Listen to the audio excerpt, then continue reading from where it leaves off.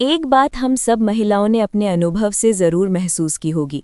अगर घर में अनावश्यक सामान भरा हो तो चाहे हम कितनी भी मेहनत से साफ सफाई करें, घर कभी हल्का और खुला खुला नहीं लगता। इसी वजह से हम में से बहुत सी महिलाएं इस समय सबसे पहले अपने घर को डीक्लटर करने पर ध्यान देती हैं। मानना पड़ेगा कि ये आसान काम नहीं है, क्योंकि हर सामान से हमारी कोई ना कोई याद जुड़ी होती है। लेकिन जब हम धीरे धीरे और सही तरीके से शुरुआत करते हैं तो घर भी ताज़ा लगता है और मन को भी एक अलग ही शांति मिलती है। मेरी कई बहनों ने मुझसे कहा था कि दिवाली की सफाई उन्होंने शुरू कर भी दी है, लेकिन वे जानना चाहती हैं कि हम महिलाएं प्रैक्टिकली अपने घर को कैसे क्लटर फ्री रख सकती हैं। पहले भी मैंने डीक्लटरिंग पर एक वीडियो बनाई थी और उसे आप सबने बहुत प्यार दिया। उसी वीडियो के बाद आप में से कई लोगों ने पूछा कि असल में किन किन स्टेप्स को अपनाया जाए। इसी वजह से मैंने सोचा कि इस बार हम सबकी आदतों को ध्यान में रखते हुए अपना पूरा अनुभव डिटेल में आप सबके साथ शेयर करूं। देखिए, डीक्लटरिंग का प्रोसेस आसान नहीं होता। मुश्किल इसलिए होता है क्योंकि घर में रखी हर छोटी बड़ी चीज़ से हमारा अटैचमेंट जुड़ जाता है। अक्सर हम सोचते हैं ये किसी दिन काम आ जाएगी, इसे किसी डीआईवाई में यूज़ कर लेंगे या फिर किसी खास मौके पर काम आ सकती है। इसी सोच के चक्कर में हम चीज़ें इकट्ठा करते जाते हैं और वहीं से घर में क्लटर फैलना शुरू हो जाता है। अगर किचन की बात करें तो सबसे पहले नज़र जाती है पुरानी क्रॉकरी पर। कई बार तो शादी के समय की क्रॉकरी सालों तक अलमारी में सजी रहती है।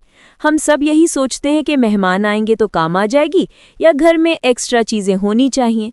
लेकिन सच तो यह है कि कई सालों से उन बर्तनों को हाथ तक नहीं लगाया गया। ऐसे में सबसे अच्छा तरीका यही है कि जो क्रॉकरी रोज़ इस्तेमाल हो रही है वही रखी जाए और बाकी किसी और को गिफ्ट कर दी जाए। और दिवाली का समय इसके लिए परफेक्ट है। इस समय हम सब अपनी हाउस हेल्प या पड़ोसियों को कुछ न कुछ गिफ्ट करते ही हैं, तो क्यों ना वही सामान दिया जाए जो हमारे घर में बेकार पड़ा है लेकिन किसी और के घर में काम आ सकता है। इससे घर हल्का लगेगा और सामने वाले को भी खुशी मिलेगी। इसी तरह किचन अप्लायंसेस पर भी ध्यान देना ज़रूरी है। अक्सर नया मिक्सर, जूसर या कोई मशीन ले आते हैं, लेकिन पुराना भी संभाल कर रख लेते हैं। यही हमारी सबसे बड़ी आदत होती है, नया लेने के बाद भी पुराना छोड़ना मुश्किल। लेकिन अगर कोई मशीन सालों से यूज़ नहीं हुई है तो उसका कोई मतलब नहीं रह जाता। बेहतर है उसे किसी ज़रूरतमंद को दे दिया जाए और अगर खराब है तो इलेक्ट्रॉनिक स्क्रैप शॉप पर बेच दिया जाए। इससे घर में जगह भी खाली होती है और मन को भी हल्कापन मिलता है। इसके अलावा किचन में छोटे मोटे आइटम्स भी जगह घेर लेते हैं। पुराने कंटेनर्स, टूटी हुई बॉटल्स, एक्स्ट्रा जार्स, इन्हें हम अक्सर कभी काम आ जाएगी सोचकर सालों तक रखे रहते हैं। लेकिन जब उन्हें निकाला और सॉर्ट किया जाए तो पता चलता है कि कितनी स्पेस बेवजह भरी हुई थी। तीसरी चीज़ जिस पर हमें ध्यान देना चाहिए वो है टूटे फूटे बर्तन, प्लेटें, कप, ग्लासेस, जिनमें हल्की फुल्की दरारें या क्रैक्स होते हैं। सच तो यह है कि टूटा फूटा सामान घर में अच्छा नहीं माना जाता। कई लोग इसे नज़रअंदाज कर देते हैं, लेकिन वास्तु के हिसाब से भी टूटे बर्तनों को घर में रखना अशुभ होता है। इसलिए सही तरीका यही है कि समय समय पर ऐसे सामान को बाहर कर दिया जाए। वैसे तो डीक्लटरिंग साल भर की जा सकती है, लेकिन दिवाली का समय इसके लिए सबसे अच्छा होता है, क्योंकि इस दौरान हम सफाई और व्यवस्था पर ज़्यादा ध्यान देते हैं। जब भी हम किसी बर्तन या सामान को देखते हैं तो बस एक सवाल पूछना चाहिए, क्या हमने इसे पिछले 6 महीने में इस्तेमाल किया है? अगर जवाब नहीं है तो उसे घर से बाहर करने का समय आ गया है। अगर वो किसी और के काम आ सकता है तो दे दिया जाए और अगर हालत खराब है तो कबाड़ी वाले को दे देना ही सबसे अच्छा है। यही सिंपल सा नियम है। जो चीज़ यूज़ में नहीं आ रही है उसे घर से बाहर करना ही सही है।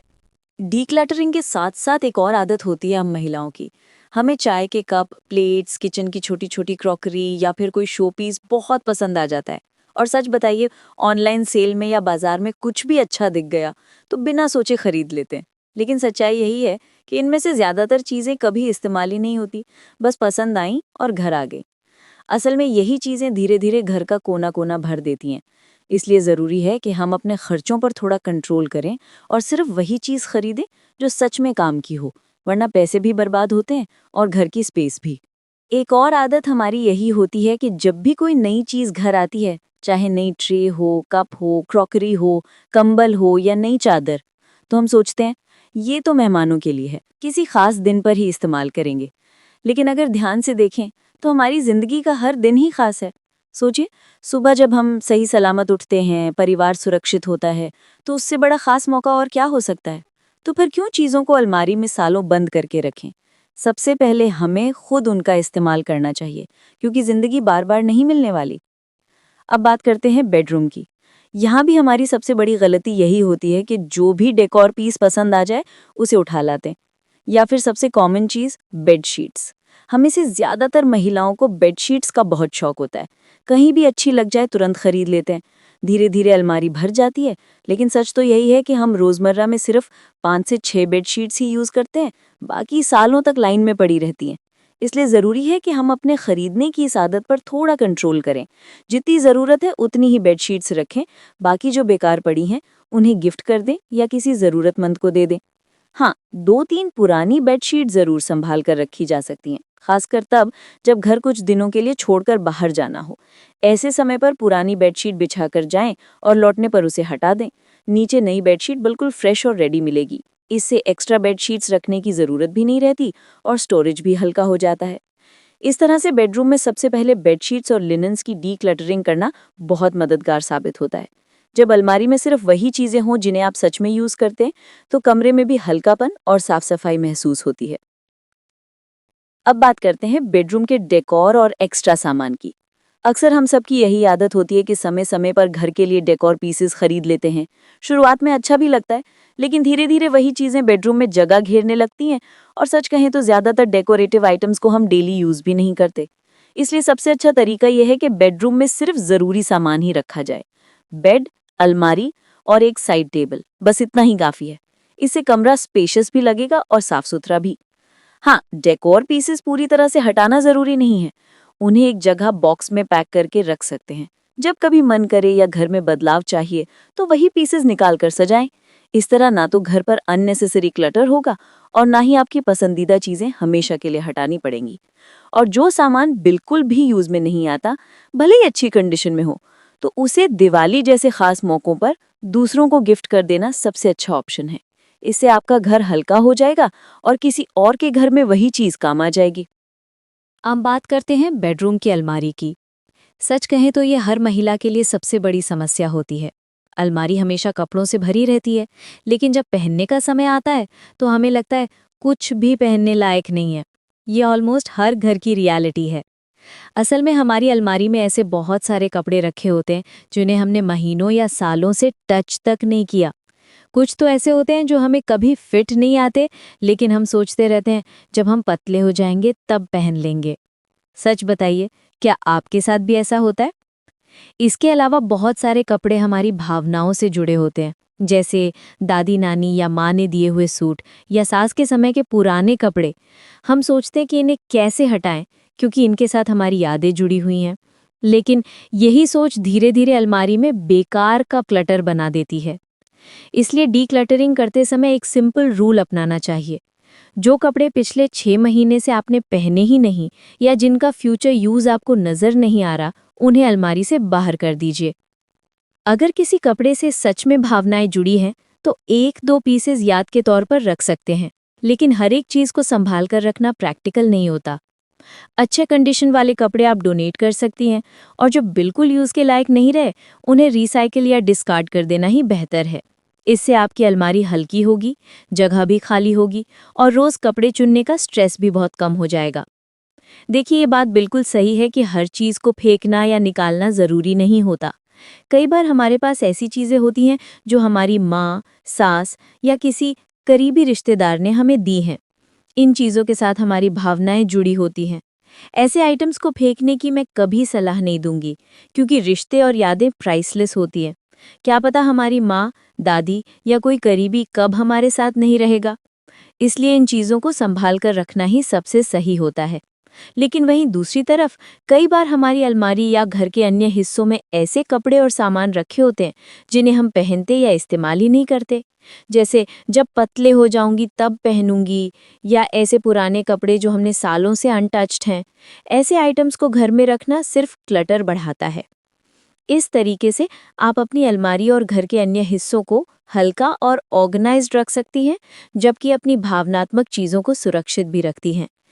अब बात करते हैं बाथरूम की डीक्लटरिंग की। बाथरूम में अक्सर हम देखते हैं कि बहुत सारे शैम्पू, कंडीशनर, बॉडी ऑयल, साबुन या कोई भी एक्स्ट्रा पर्सनल केयर आइटम्स जमा हो जाते हैं। मैं गारंटी दूं कि अगर आप एक बार अपने बाथरूम की अलमारी खोलेंगी तो आपको कुछ ना कुछ ऐसा ज़रूर मिलेगा जो या तो एक्सपायरी हो चुका है या जिसे आप यूज़ ही नहीं करते। सबसे पहले एक्सपायरी डेट वाले आइटम्स को तुरंत बाहर कर दीजिए। कई बार हम सोचते हैं इसका यूज़ बाद में कर लेंगे या डॉगी के लिए रख लेंगे, लेकिन असल में ऐसे आइटम्स हमारी डेली रूटीन में काम नहीं आते।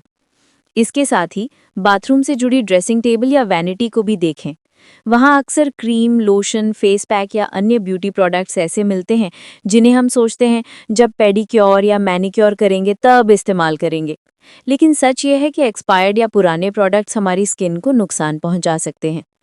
तो रूल सिंपल है, जो चीज़ एक्सपायरी हो चुकी है या जिसे आप लंबे समय से यूज़ नहीं कर रही, उसे तुरंत डिस्कार्ड करें। किसी भी तरह का कॉम्प्रोमाइज़ मत कीजिए, क्योंकि खराब प्रोडक्ट्स आपके चेहरे, हाथ या पैरों पर एलर्जी या स्किन प्रॉब्लम पैदा कर सकते हैं। इस तरीके से बाथरूम की डीक्लटरिंग से न सिर्फ आपका स्पेस ऑर्गेनाइज्ड होता है, बल्कि आपको अपनी पर्सनल फेयर रूटीन में भी आसानी और सेफ्टी मिलती है। अब बात करते हैं लिविंग रूम की। ये घर का सबसे विजिबल और बिजी एरिया होता है। जरा सोचिए, जब कोई मेहमान घर में आता है तो सबसे पहले नज़र यहीं पड़ती है। लेकिन अक्सर होता ये है कि यहाँ डेकोर आइटम्स, कुशन्स, पुराने मैगजीन्स, न्यूज़पेपर्स और बच्चों के टॉयज तक जमा हो जाते हैं। धीरे धीरे ये सब मिलकर क्लटर बना देते हैं और लिविंग रूम भारी भारी सा लगने लगता है। तो सबसे पहला काम आपको ये करना है कि लिविंग रूम में पड़े डेकोर आइटम्स पर नज़र डालिए। कई बार हम सजावट के लिए चीज़ें ले आते हैं सिर्फ इसलिए क्योंकि वो हमें पसंद आई थी या किसी खास मौके पर खरीदी थी। लेकिन अगर वो चीज़ें रोज़मर्रा में यूज़ नहीं हो रही हैं तो उन्हें या तो स्टोर कर दीजिए या फिर किसी को गिफ्ट कर दीजिए। इससे स्पेस साफ और ऑर्गेनाइज्ड लगेगा।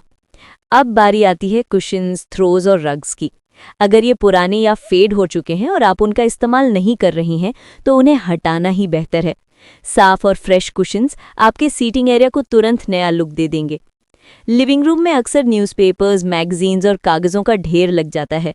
हम सोचते रहते हैं कि ये बाद में काम आएंगे, लेकिन हकीकत ये है कि सालों तक वो अनटच्ड पड़े रहते हैं। ऐसे पेपर्स को आपको तुरंत रिसाइकिल या डिस्कार्ड करना चाहिए, वरना ये सिर्फ क्लटर बढ़ाते हैं। एक और चीज़ जो लिविंग रूम में गड़बड़ करती है वो है गैजेट्स और उनकी केबल्स। एक्स्ट्रा चार्जर्स, पुरानी रिमोट कंट्रोल्स या अनयूज्ड इलेक्ट्रॉनिक्स सिर्फ जगह घेरते हैं। इन्हें सॉर्ट कीजिए और केवल वही रखें जो डेली यूज में आते हैं। और अगर घर में बच्चे हैं तो उनका सामान भी लिविंग रूम में बिखरा रहता है। ऐसे टॉयज जो बच्चे अब खेलते ही नहीं हैं, उन्हें उनके रूम में शिफ्ट कर दीजिए या डोनेट कर दीजिए। इससे लिविंग रूम स्पेशियस और एयरी लगेगा और क्लीनिंग भी आसान हो जाएगी। याद रखिए, लिविंग रूम में सिर्फ वही चीज़ें होनी चाहिए जो डेली या वीकली यूज में आती है। बाकी सब चीज़ें या तो पैक करके रख दीजिए या डोनेट कर दीजिए या फिर डिस्कार्ड कर दीजिए। जब आप ऐसा करेंगे तो देखेंगे कि आपका लिविंग रूम हल्का, खुला और फ्रेश महसूस होने लगेगा। अब बात करते हैं बच्चों के कमरे की। ये घर का वो हिस्सा है जहाँ सबसे ज़्यादा एक्टिविटी होती है। खेलना, पढ़ाई, सोना, स्टोरेज, सब कुछ यहीं पर होता है और इसी वजह से बच्चों का रूम सबसे जल्दी क्लटर्ड हो जाता है। हर जगह टॉयज, बुक्स, क्लोथ्स और स्कूल सप्लाईज बिखरे हुए मिलते हैं। सबसे पहले बात करते हैं टॉयज की। हर बच्चे के पास ढेर सारे खिलौने होते हैं, कुछ ऐसे जिनसे वो रोज खेलते हैं और कुछ ऐसे जो महीनों से किसी कोने में पड़े हैं। कोशिश कीजिए कि बच्चों के रीच में सिर्फ वही टॉयज हों जिनसे वो खेलते हैं। बाकी टॉयज जो अनटच्ड पड़े हैं उन्हें किसी ज़रूरतमंद बच्चे को डोनेट कर दीजिए। यकीन मानिए, इससे न सिर्फ कमरा हल्का लगेगा बल्कि आपके बच्चे शेयरिंग और जिम्मेदारी भी सीखेंगे। इसके बाद बुक्स और स्टडी मटेरियल पर ध्यान दीजिए। शेल्व्स पर अक्सर पुरानी नोटबुक्स, आधे इस्तेमाल किए हुए ड्राइंग बुक्स और एक्स्ट्रा स्टोरी बुक्स धूल खाती रहती हैं। सिर्फ वही बुक्स रखें जो इस समय काम आ रही हैं। बाकी को नीटली स्टोर कर दें या डोनेट कर दें। जब शेल्व्स क्लटर फ्री होंगी तो बच्चों के लिए अपनी चीज़ें ढूंढना भी आसान होगा। अब बात करते हैं क्लोथ्स की। बच्चों के कपड़े तो जल्दी छोटे हो जाते हैं, लेकिन कई बार हम उन्हें भी ड्रॉर में ही छोड़ देते हैं और वो स्पेस ऑक्यूपाई करते रहते हैं। ध्यान रखें कि सिर्फ वही कपड़े अलमारी में हों जो बच्चे अभी पहन रहे हैं। बाकी छोटे हो चुके कपड़े किसी और को दे दीजिए। इससे कबर्ड ऑर्गेनाइज्ड रहेगा और रोज़ ड्रेसिंग आसान हो जाएगी। स्कूल बैग्स, स्टेशनरी और क्राफ्ट मटेरियल भी अक्सर टेबल पर बिखरा रहता है। इन्हें प्रॉपर्ली सॉर्ट कीजिए। रोज़ इस्तेमाल होने वाला सामान एक्सेसिबल रखें और बाकी को अलग से ऑर्गेनाइज करें। जब स्टडी टेबल साफ सुथरा रहेगा तो बच्चे भी ज़्यादा फोकस कर पाएंगे। कभी कभी कमरे में एक्स्ट्रा फर्नीचर या पुराना सामान भी जगह घेर लेते हैं। याद रखिए, बच्चों के कमरे में सिर्फ वही चीज़ें हों जो रोज़ इस्तेमाल में आती है, बाकी को स्टोर, डोनेट या डिस्कार्ड कर दीजिए। जब बच्चों का रूम क्लटर फ्री होता है तो न सिर्फ जगह एयरी और हल्की लगती है, बल्कि बच्चे भी ऑर्गेनाइज रहना सीखते हैं और यही आदत आगे उनके पूरे जीवन में काम आती है। शू रैक की बात करें तो अक्सर हम महिलाओं में एक आदत बन ही जाती है। फ्लिपकार्ट या मिंत्रा जैसी साइट्स पर सेल देखते ही मन ललचा जाता है। लगता है अरे इतनी अच्छी डील है, क्यों ना ले लूं, और फिर इम्पल्सिव शॉपिंग हो जाती है। कई बार बिना सोचे समझे कई पेयर्स खरीद लिए जाते हैं। लेकिन सच्चाई ये है कि शॉपिंग करना कोई ज़रूरत नहीं है, ये बस हमारी सोच है, हमारी आदत है जो हमें ऐसा कराती है। ज़रा सोचिए, अगर आपके पास सिर्फ 2 जोड़े शूज़ हों, 2 जोड़े फ्लैट्स हों या 2 जोड़ी कैजुअल चप्पल हों, तो भी क्या आपकी ज़िंदगी रुक जाएगी? बिल्कुल नहीं। याद रखिए, क्वालिटी हमेशा क्वांटिटी से ज़्यादा मायने रखती है। इसलिए हमेशा ऐसे शूज़ लें जो कंफर्ट दें, ड्यूरेबल हों और लंबे समय तक इस्तेमाल हो सकें। ब्रांडेड हो या लोकल फ़र्क नहीं पड़ता, लेकिन अच्छे होने चाहिए, क्योंकि पैरों का कंफर्ट ही असली लग्जरी है। सस्ती चीज़ें बार बार खरीदना, घर में जगह भरना और पैसे वेस्ट करना, ये सब बंद करना होगा। जब आप ज़रूरत के हिसाब से ही इन्वेस्ट करेंगी और हमेशा क्वालिटी को फर्स्ट रखेंगी, तो देखिएगा आपका शू रैक भी ऑर्गेनाइज्ड रहेगा, अनावश्यक खर्च भी रुकेगा और घर में खाली जगह भी ब्रीथ करेगी। तो सेल या ऑफर्स देखकर इम्पल्सिव बाइंग से बचना ही सबसे बड़ा रूल है। ज़रूरत पर ध्यान दीजिए और याद रखिए, कम होना कभी कमी नहीं होती। देखिए, हमारे घर के मंदिर की बात करें तो वहाँ आमतौर पर हम सिर्फ पूजा का ज़रूरी सामान और भगवान जी की मूर्तियाँ ही रखते हैं। लेकिन कभी कभी ऐसा होता है कि किसी मूर्ति या पूजा के सामान में टूट फूट हो जाती है। ऐसी भगवान जी की मूर्ति को घर में रखना सही नहीं माना जाता, न सिर्फ वास्तु के हिसाब से बल्कि हमारी भावनाओं के हिसाब से भी। सोचिए, जब भगवान जी की मूर्ति खंडित हो जाए तो उसे घर में ऐसे ही छोड़ देना मन को भी खटकता है। ऐसी मूर्तियों को हम सम्मान के साथ विदा कर सकते हैं। या तो किसी मंदिर में रख दीजिए या फिर किसी शांत जगह जैसे किसी पेड़ के नीचे छोड़ दीजिए, ताकि वो आदर के साथ बाहर जाएं। मुख्य बात यही है कि टूटा फूटा या खराब सामान मंदिर की सीक्रेट जगह पर ना रखा जाए। मंदिर हमेशा शुद्ध, साफ और ऑर्गेनाइज्ड दिखना चाहिए। वैसे अलग अलग लोग इस बारे में अलग सुझाव देते हैं। अगर आपके पास कोई तरीका है या आपने बुजुर्गों से कोई खास सलाह सुनी है तो उसे फॉलो कीजिए। लेकिन कोशिश यही हो कि घर के मंदिर में सिर्फ वही चीज़ें रहें जो साफ हों, सही हों और श्रद्धा से जुड़ी हों। तो दोस्तों, अगर आप सच में अपने घर को साफ सुथरा और हल्का रखना चाहती हैं तो सबसे पहले डीक्लटरिंग करना शुरू कीजिए। और दूसरा, वो फालतू की चीज़ें जो हम बिना काम की सिर्फ इसलिए खरीद लेते हैं कि वो सस्ती हैं या हमें बस पसंद आ गईं, उन पर पैसे खर्च करना बंद कर दीजिए। यकीन मानिए, ये 2 छोटी सी आदतें अगर आप कंट्रोल कर लेंगी तो आपका घर अपने आप ऑर्गेनाइज्ड रहेगा। सफाई में कम मेहनत लगेगी और थोड़ी सी रूटीन क्लीनिंग से ही आपका घर पूरी तरह से चमक उठेगा। तो दोस्तों, ये थी मेरी टिप्स कि कैसे आप अपने घर को डीक्लटर करके हल्का, ऑर्गेनाइज्ड और सुंदर बना सकती हैं। उम्मीद है ये बातें आपको यूज़फुल लगी होंगी और आप भी इन्हें अपने घर में ज़रूर अप्लाई करेंगी। अगर आपको ये वीडियो हेल्पफुल लगी हो तो इसे लाइक ज़रूर कीजिए, अपने फ्रेंड्स और परिवार के साथ शेयर कीजिए ताकि वो भी अपने घर को बेहतर तरीके से मैनेज कर सकें। और हाँ, मेरे चैनल को सब्सक्राइब करना बिल्कुल मत भूलिए ताकि आप मेरे आने वाले प्रैक्टिकल और आसान टिप्स कभी मिस ना करें। धन्यवाद दोस्तों, अगले वीडियो में फिर मिलेंगे। तब तक अपने घर को सुंदर बनाइए और खुश रहिए।